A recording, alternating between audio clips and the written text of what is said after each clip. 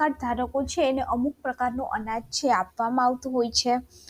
હવે ઓગસ્ટ માસની અંદર તહેવાર હોવાના લીધે રેશન કાર્ડ ધારકોને ખાંડ, ચોખા તેમજ તેલ છે એ આપવામાં આવ્યું હતું. આ વિડીયોની અંદર આપણે જોશું કે સપ્ટેમ્બર માસની અંદર રેશન કાર્ડ ધારકો છે એને શું શું અનાજ છે આપવામાં આવ્યું છે અને સપ્ટેમ્બર માસની અંદર બીજા એવા કયા કયા ફેરફારો છે એ થવા જઈ રહ્યા છે કે જેનાથી મધ્યમ વર્ગના જે લોકો છે એને ફરક પડવાનો છે. હવે સૌથી પહેલાં આપણે વાત કરીએ તો જેની પાસે અંત્યોદય અન્ન યોજનાનું કાર્ડ છે એમને તુવેર દાળ જે છે એ 1 કિલો મળશે 50 રૂપિયાના ભાવે. ખાંડ જે છે એ 1 કિલો 15 રૂપિયાના ભાવે. ત્યારબાદ તહેવારની જે ખાંડ 1 કિલો 15 રૂપિયાના ભાવે હતી એ સપ્ટેમ્બરની અંદર મળવાપાત્ર નહીં થાય. જે ઘઉં છે એ 15 કિલો મળશે. ચોખા જે છે એ 15 કિલો અને જેના માટે કંઈ પણ ચૂકવવાનું નથી થતું. આખા ચણા 1 કિલો મળશે 30 રૂપિયાના ભાવે અને ડબલ ફોર્ટિફાઈડ જે મીઠું છે એ 1 કિલો 1 રૂપિયાના ભાવે મળવાપાત્ર થશે. આ ઉપરાંત જેમની પાસે એપીએલ અને બીપીએલ કાર્ડ છે એમને પણ તુવેર દાળ 1 કિલો 50 રૂપિયાના ભાવે, આખા ચણા જે છે 1 કિલો 30 રૂપિયાના ભાવે, ઘઉં અને ચોખા જે છે એ 4 કિલો મળશે અને એના માટે કંઈ પણ ચૂકવવાનું નથી થતું. ડબલ ફોર્ટિફાઈડ જે મીઠું છે 1 કિલો 1 રૂપિયાના ભાવે મળશે અને જે બીપીએલ ખાંડ છે એ 0.700 ગ્રામ મળશે 22 રૂપિયાના ભાવે.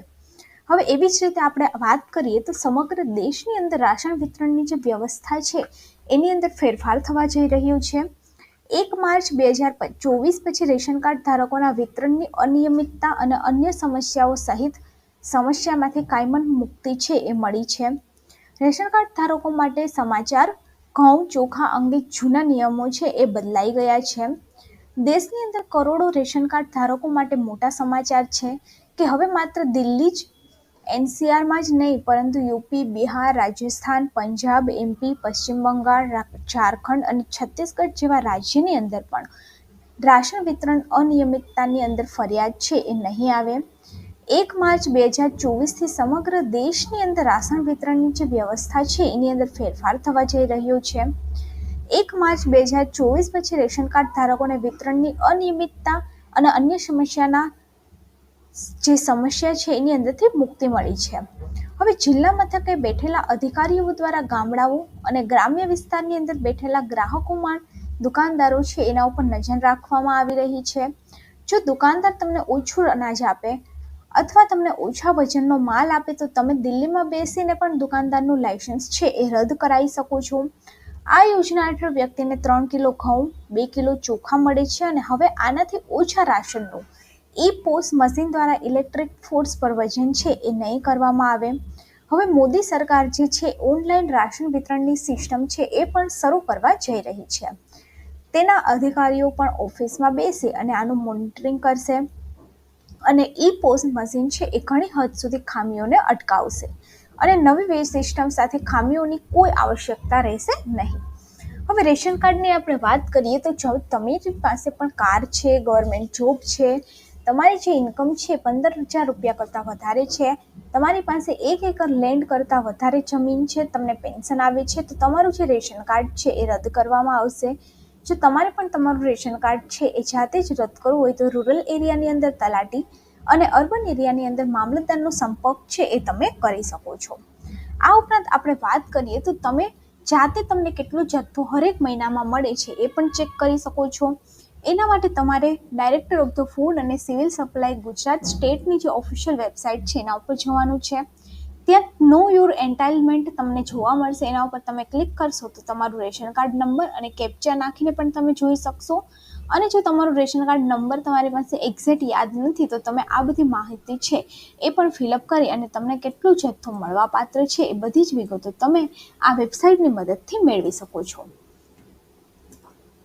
આ ઉપરાંત આપણે વાત કરીએ તો સપ્ટેમ્બરની અંદર બીજા પણ ઘણા બધા મોટા ફેરફારો છે થવા જઈ રહ્યા છે અને જેની ખિસ્સાઓ ઉપર ડાયરેક્ટ અસર છે એ થવાની છે. હવે ઓગસ્ટ મહિનો પૂરો થતાં જ નવા મહિને ઘણા બધા ફેરફારો છે એ જોવા મળશે. એવામાં સપ્ટેમ્બર મહિનાથી આવા કેટલાક ખાસ ફેરફારો સામાન્ય લોકોના ખિસ્સા ઉપર અસર પડશે અને આ ફેરફારોમાં એલપીજી ગેસ સિલિન્ડરની કિંમતથી લઈ અને ક્રેડિટ કાર્ડના નિયમ સુધી બધું જ સામેલ છે એ છે.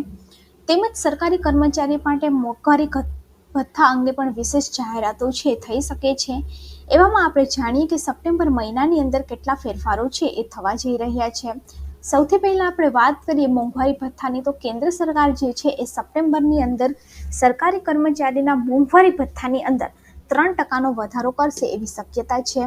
હાલમાં સરકાર જે છે એ 50% સુધી મોંઘવારી ભથ્થું છે આપે છે અને 3% વધારા પછી તેને 53% છે એ થઈ જશે. મફત આધાર કાર્ડ અપડેટની આપણે વાત કરીએ તો મફતની અંદર આધાર કાર્ડ અપડેટ કરવાની જે છેલ્લી તારીખ છે એ 14 સપ્ટેમ્બર નક્કી કરવામાં આવી છે અને 14 સપ્ટેમ્બર પછી આધાર અપડેટ કરવા માટે તમારે ફી છે એ ચૂકવવી પડશે. અગાઉ મફતની અંદર આધાર અપડેટની જે છેલ્લી તારીખ છે એ 14 જૂન હતી, જે વધારી અને હવે 14 સપ્ટેમ્બર 2024 કરવામાં આવી છે.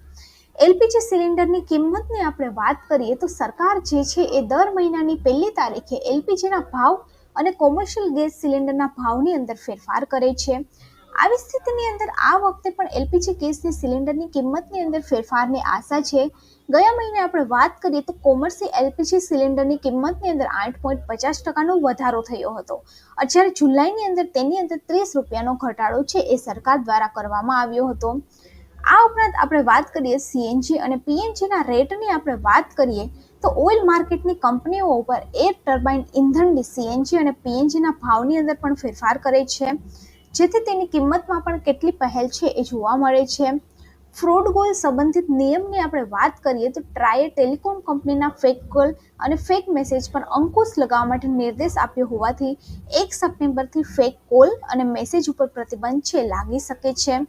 ટ્રાઈએ ટેલિકોમ કંપનીને 30 સપ્ટેમ્બર સુધીમાં 140 મોબાઈલ નંબર સિરીઝથી શરૂ થતા ટેલિમાર્કેટિંગ કોલ અને કોમર્શિયલ મેસેજિંગને બ્લોકને આધાર કરવા માટે ડીએલટી એટલે કે ડિસ્ટ્રીબ્યુશન ચેલેન્જ ટેકનોલોજી પ્લેટફોર્મ પર શિફ્ટ કરવામાં આવશે. એવી આશા છે કે 1 સપ્ટેમ્બરથી ફેક કોલ ઉપર પ્રતિબંધ લગાવશે. ક્રેડિટ કાર્ડ સંબંધિત આપણે વાત કરીએ તો 1 સપ્ટેમ્બરથી એચડીએફસી બેંક યુટિલિટી ટ્રાન્ઝેક્શન પર રિવોર્ડ પોઈન્ટની મર્યાદા છે નક્કી કરશે અને જેના હેઠળ ગ્રાહકો આ ટ્રાન્ઝેક્શન પર દર મહિને માત્ર 2000 પોઈન્ટ સુધી જ મેળવી શકશે. ત્યારબાદ આઈડીએફસી ફર્સ્ટ બેંક જે છે એના ક્રેડિટ કાર્ડ્સને પણ ચૂકવવાપાત્ર લઘુત્તમ રકમ છે ઘટાડશે અને ચૂકવણીની જે તારીખ છે 18થી ઘટાડી અને 15 દિવસ કરવામાં આવશે. આ ઉપરાંત એક ફેરફાર છે કે 1 સપ્ટેમ્બર 2024થી યુપીઆઈ અને